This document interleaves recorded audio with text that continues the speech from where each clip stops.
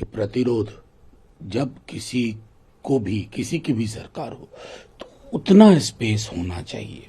ये बात मैंने तब भी कही थी जब तृणमूल के बारे में लोग ये शिकायत बीजेपी के लोग करते थे। मेरा मानना है कि लोकतंत्र में अगर ये संवादहीनता हो जाए कि एक छोटी चीज के लिए प्रोटेस्ट तक रजिस्टर करने में दिक्कत आने लगे तो वो मुश्किल क्षण है, उचित नहीं है। सर, लेकिन तृणमूल कांग्रेस के लिए जो एक मुश्किल चीज ये है कि उनके जो एमएलए हैं जो अभी चुन करके आए हैं, उन्होंने भी ममता बनर्जी और अभिषेक बनर्जी के खिलाफ मोर्चा खोल दिया। 2 लोगों को सस्पेंड भी किया गया और ममता बनर्जी कह रही हैं कि जो लोग बगावत कर रहे हैं उनके बिना ही पार्टी ठीक है। देखिए, मेरा सिर्फ करना है, ये पहली बार मैं भारतीय राजनीतिक इतिहास में नहीं देख रहा हूं, पहली बार नहीं देख रहा हूं। मैंने ऐसे बहुत क्षण देखे हैं जब एक चुनावी हार के बाद ताश के पत्तों की तरह ढेर होना शुरू हो जाता है, लेकिन जिस दल में नैसर्गिक ताकत होती है वो दल फिर उठ खड़ा होता है फिनिक्स की तरह। मेरा मानना है कि ये एपिसोडिक है, it should be left there.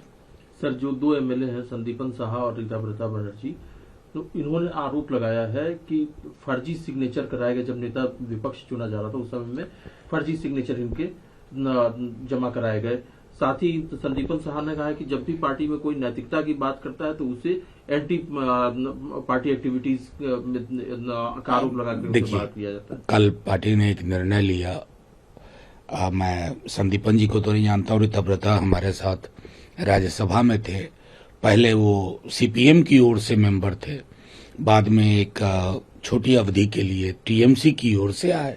मेरा सिर्फ ये कहना है ना कि कई चीजें डिसेंटली भी रिजॉल्व हो सकती हैं और डिसेंट रेजोल्यूशन ज्यादा जरूरी है मसलन बनिस्बत इनडिसेंट रेजोल्यूशन के। सर, कल शिक्षा मामलों की जो संसदीय समिति है उसकी मीटिंग हुई थी।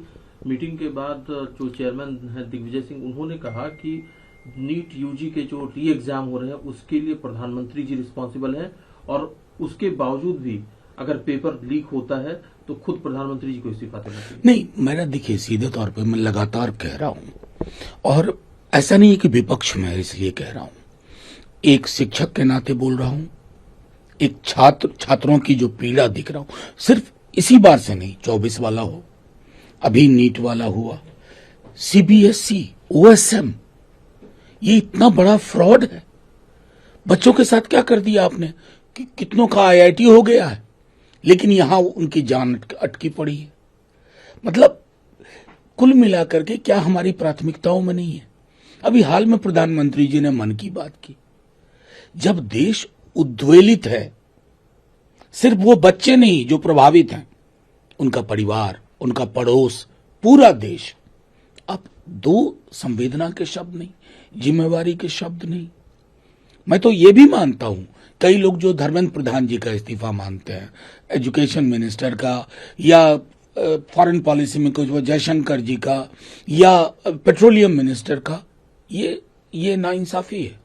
एक ऐसी कैबिनेट जिसका मोटो है मैं मेरा मुझको, आत्म केंद्रित, आत्ममुग्ध, जहां एक छोटा सा टेबल को इधर से उधर मंत्री अपने मर्जी से नहीं खिसका सकता, उसमें तो bucks everybody knows where should the buck stop.